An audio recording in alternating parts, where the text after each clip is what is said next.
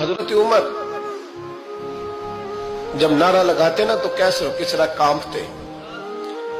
सफीर आते रूम के मिलने के लिए तो कहते जाओ उमर नफल पढ़ रहे हैं, टाइम कोई नहीं। एक दिन अंदर मीटिंग हो रही थी, हजरत उमर मीटिंग में बैठे थे।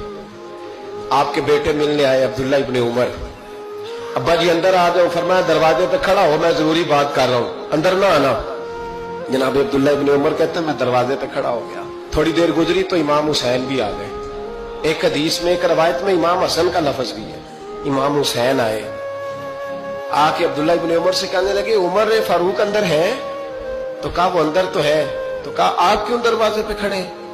कहने लगे अब्बा जी ने कहा है यहाँ इंतजार करो, मैं कोई जरूरी बात कर रहा हूँ, लेकिन शहजादे मेरे लिए कहा है, मेरे लिए आप जाना चाहे तो चले जाए। इमाम हुसैन कहने लगे अमीरुल मोमिनीन कोई बात कर रहे होंगे, मैं जोहर के वक्त मस्जिद में मिल लूंगा, जोहर का टाइम आएगा ना तो मैं मस्जिद में मिल लूंगा।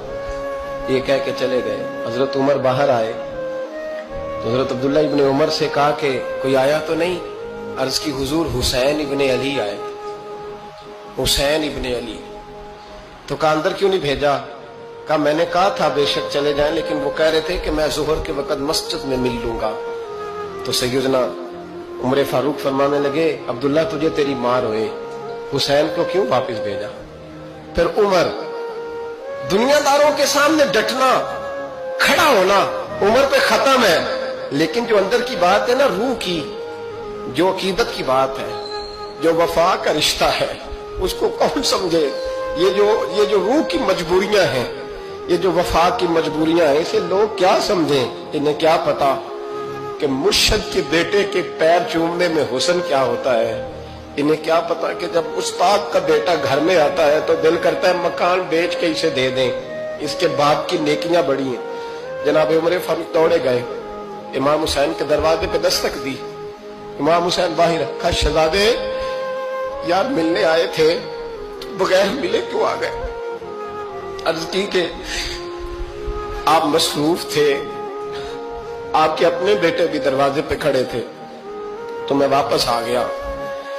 इमाम हुसैन कहते उमर जज्बात में आ गए, सर से पगड़ी गिर गई।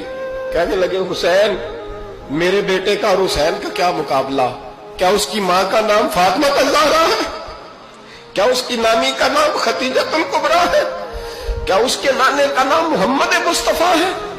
और फिर सर से पगड़ी उतरी थी, अपने बाल जोर से पकड़ लिए। कहने लगे हुसैन मैं ना मक्के में ऊंट चराया करता था और डंडों से मार खाता था अपने बाप से। ये जो आज सारी दुनिया में उमर के नारे लगते हैं, ये तेरे नाने का सदका है। शहजादे मेरी वफा और मेरी वफा में जब तेरा दिल करे ना दौड़ के आ जाया कर। उमर तो लोग एक दिन इमाम हुसैन ने आके ना जनाबे फारूक आजम से कहा, खुतबा दे रहे थे बच्चों की तभी शुरू में, पता नहीं क्या बात आई इमाम हुसैन के दिल में। कहने लगे उमर नीचे उतरो, ये मेरे नाना का मिंबर है। तो हजरत सैयदना उमर सुनो, कभी मेरा भी बच्चा आ जाए तो मैं कहता हूं इसको पकड़ो यार, बच्चों को तो नहीं ना जुम्मों में मतलब जिक्र किया जाता, उतरना मेरे नाने का मिंबर है।